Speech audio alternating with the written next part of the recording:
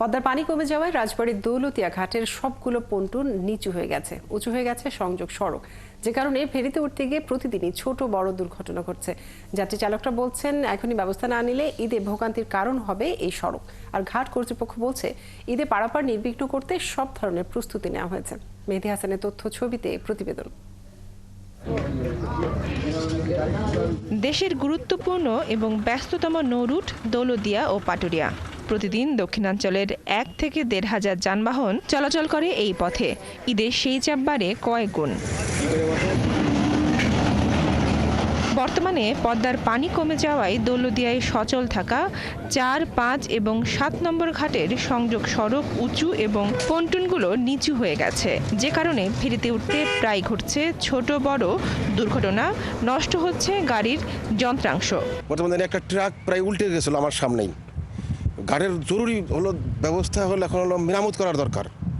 সামনে একটা মানুষ ঘরে ফিরবি, এভাবে কিভাবে ফিরবি, দেখুন তো অবস্থাটা কি।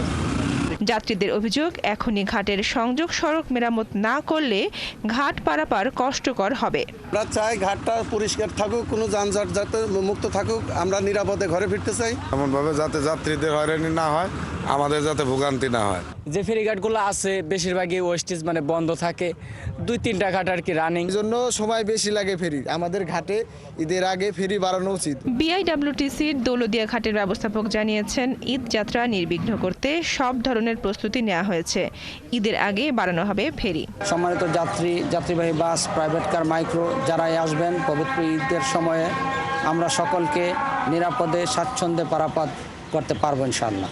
আর পুলিশ সুপার বলছেন, ঘাটের নিরাপত্তায় থাকবে 4 স্তরের নিরাপত্তা। চাঁদাবাজি এবং দালালদের দৌরাত্ম্য বন্ধেও থাকবে টহল টিম। এই রাস্তায় যেন কোনো ধরনের অপ্রীতিকর কোনো ঘটনা না ঘটে, কোনো ধরনের ছিনতাই বা চাঁদাবাজি না হয়, সেটাকে লক্ষ্য রেখেই আমরা ব্যাপক ফোর্স মোতায়েন করব। সেখানে আমাদের পুলিশি ব্যবস্থা জোরদার থাকবে। বর্তমানে দৌলতদিয়া পাটুরিয়া নৌ রুটে 11টি ফেরি চলছে। ঈদ উপলক্ষে 17টি ফেরি এবং 22টি লঞ্চ চলাচল করবে। বনশ্রী হালদার, 71। ঘাটের আরো অবস্থা জানাতে আমাদের সাথে যুক্ত হচ্ছেন সহকর্মী মেহেদী হাসান।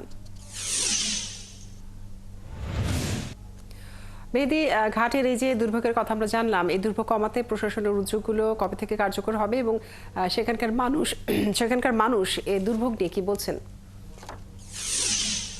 কাজী, আপনি জানেন দেশের গুরুত্বপূর্ণ নৌরুট এই দৌলতদিয়া এবং মানিকগঞ্জের পাটুরিয়া। এই দৌলতদিয়া পাটুরিয়া নৌরুট দিয়ে দক্ষিণাঞ্চলের 21 জেলার যাত্রী এবং যানবাহন পারাপার হয়ে থাকে।